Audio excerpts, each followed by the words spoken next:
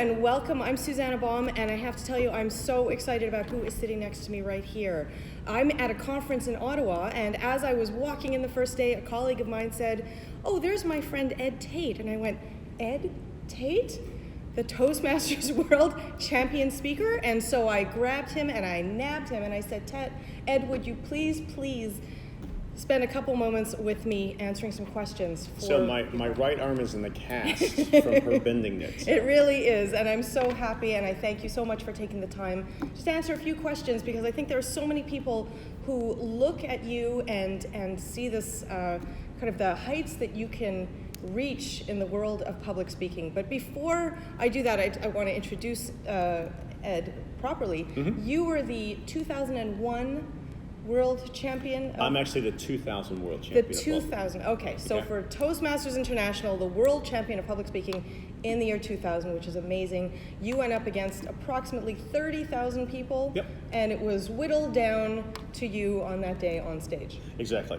Yeah. Okay. Like a year-long competition, 6 different rounds, 9 different competitors, and then I took it all. The first champion of the new millennium, century, decade. There'll never be another one like me for 1,000 years. There will never be another one. So what I wanted to do was just ask you a little bit about this journey of yours in the world of public speaking. Mm-hmm. Of course, it was culminated in this massive recognition of Toastmasters, but you have also always had a career in public speaking. So that was one piece of your journey. But just to understand how you got there, what you do now and how that relates to public speaking, and how do you advise others to reach different goals and pinnacles of public speaking. So just a quick chat about that. Okay, so number one, there's no one way to make it in public speaking.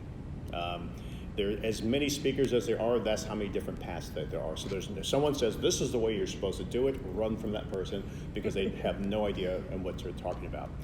I didn't even know this field even existed. I was an executive in the computer industry. My sister had read this book by a lady by the name of Dottie Walters. It was called Speak and Grow Rich.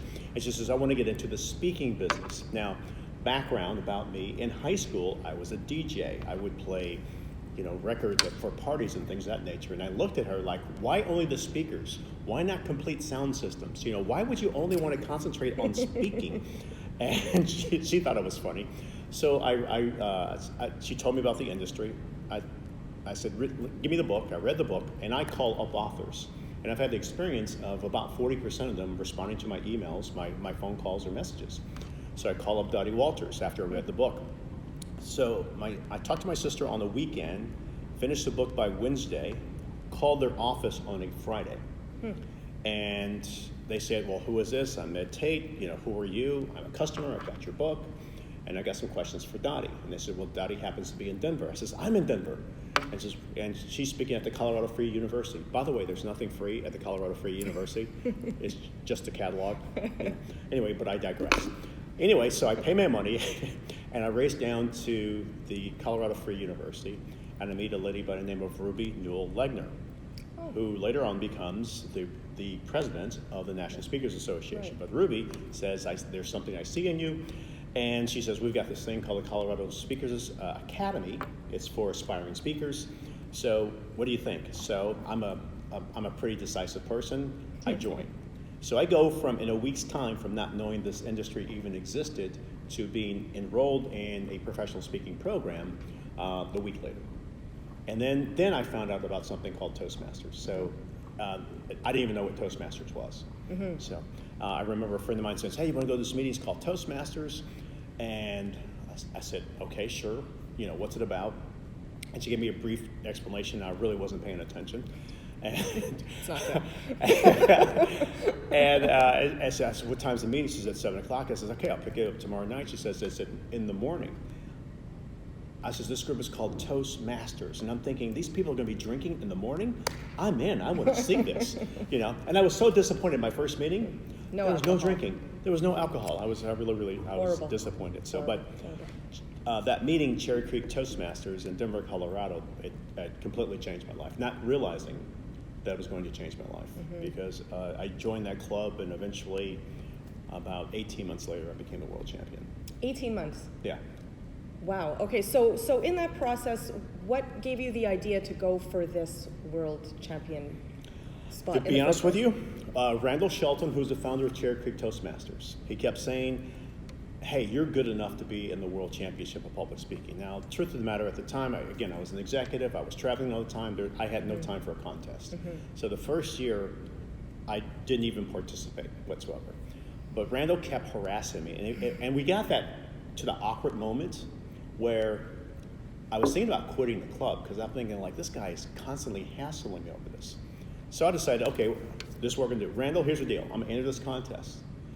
And the moment I lose, we will never have this conversation again. So basically you did it to get him off your back. Exactly. Okay. And I didn't lose. And he turned out to be right. And so while you were going through this process, did you work with coaches? Nope. No, you... Well, I shouldn't say that. Initially, I did not. I reached out to several other world champions. Mark Brown was one of them. And they gave me, snippets of piece of advice, but I didn't have a coach like I work with people today. For example, like Ed Tate is one of my coaching clients, and we work with scripting and staging and all this other stuff, and he became the 2016 world champion of public speaking. Aaron Beverly is another one of my coaching clients. He became the world champion, but I'm not going to take credit for his accomplishment. And I'm not taking credit for Darren's accomplishment, because these people, they worked very, very hard for what they did. But I gave Aaron advice several years ago. This year, Aaron, and I really admire this, he was in what I call the information collection process. So he's getting advice from all world champions. He was getting advice from other people. This year, he decided, you know what, I've collected enough information. I'm going to do this on my own. So I know he had another coach, and I called him up, hey, congratulations on the work that you did. He says, I didn't do anything. And then he said, well, he must have worked with you. I says, I didn't do anything either. So the thing I like about that is there comes a point when people have to have their own voice. They got to stop taking advice from other people and just come up with their own voice. My championship speech, it was my own voice. I can't say it was anybody else's voice. And in my speaking career, I've been in this business 19 years, I started making more money when I had my own voice, when I stopped trying to mimic other people or model other people. That's when I started making like a lot of money in this industry. So you seem like a pretty confident guy. Would you say that you had this level of confidence when you entered that contest? Yes, and the reason for that is because of the preparation. Preparation gives you confidence. Okay. So I had put in a lot of time, a lot of energy, etc. So the real question is not how I got into public speaking, is how did I get here in the first place? I'm a stutterer, and there's no cure for stuttering. And raise your hands if you know that children can be the cruelest people on earth. Okay? Anybody here have that experience? And well, I did. And so my dad was in the military, and we would move to a new neighborhood, and within 2 to 3 days, the kids were, we're going to make fun of Ed. So we were going to move to the big city, and we were moving to Chicago, and I was sick and tired of being sick and tired. So I literally prepared for the move. I would read magazines out loud and practice in front of a mirror. And I did something else, was I would do play-by-play basketball. So there would be kids who would be playing basketball outdoors, and I got to the point where I could memorize all their favorite players, and I would do play-by-play. So I wanted to, when we moved to this new neighborhood, the kids did not know that I suffered from this. And that was my goal and my objective. So I did that successfully. In high school, I was a television anchor. We had a television studio. I did that for 4 years. I worked my way through college. I literally paid for my college education as a disc jockey. And then after that, I became an executive in the computer industry. Now, as I look back on it, all those things prepared me for that moment. So that's my path, and that's what I meant earlier about there's no one path to make it in this business. So as you were going through this, what were the most, and then you started making public speaking, or your career formed around giving presentations and training and so on. Was there ever a part where you felt very challenged by it, or has this always been kind of your happy place? Well, this was never a dream for me to do this. However, I realized I was very, very good at it. And because I'm an executive, I approach this from a business perspective. And that was, if I could not make money from this. This would be a hobby. I was very, very clear about that because as an executive, I was very well paid. And my first wife, Kathy, she was not thrilled about me like leaving that, and for this risky thing of being like this quote unquote speaker, which wasn't that well defined. Right. Still isn't. Well, 20 years ago, it was even less defined, if you will. And it was like a lot more. It was perceived more of a risk. But I had several different approaches. So one approach was that financially we were in a position that if I stopped working, I didn't have to earn income for 3 years. So I told my wife, give me a shot at this. Let me see if I can do this thing full time. This will not disrupt your lifestyle at all. And I had like a rock star reputation in the computer industry. So even if after 1 year, if it didn't work out, then I'll just go back and be an executive again. And that's what we did. So it took longer than a year because, again, our income was at a certain level, and I told her that I would match that, and I wasn't even close. So it took another like 6 months or so, and then she saw the pathway, and then I haven't looked back since. Okay. But my mindset was, this is a business first, you get to speak second. If you ever get that order mixed up, you don't get to speak at all. Okay. Because a lot of people say, this is my passion, this is my joy, I want to change the world. No, for me, I'm very, very clear that this is my profession. And yes, I do want to help the world, and yes, I want to change people's lives, but first and foremost, this is a business. If this business cannot be profitable, then this will be a hobby. It won't be a business. Well, I think it's really the only way to make money in it is to understand that it's your expertise that you need to be good at delivering, and not necessarily with flourish and performance aspects, but really what value are you giving to your audience, and how adept are you in your presentation style in doing that? So you brought up something you talked about the passion, people who have a passion for public speaking, and sometimes they're good at it, and sometimes they're not, right? They may have a passion, but it doesn't mean you should be doing it. Yeah. So what is, in all of your experience, whether it's from Toastmasters or training, or what you're doing now with training and coaching and being a rock star in what you do, one of the biggest mistakes, the most common mistakes that you see speakers or would-be speakers making? Okay. Well, number one is, like yesterday we had one of the presenters talk about, people talk about a mess, a moment, or a movement. And let's go back to a mess. Maybe they had like some type of trauma in their life. So one of the biggest mistakes I see people make is you've had some type of trauma, you've had an accident, or it could be even more severe than that, is getting on the stage too quickly to talk about that, using the audience as therapy. So that, to me, that's one of the biggest mistakes that I see. Okay. The other mistake, a bigger mistake than that, is people, when they hop on stage, they're different from what they are in real life.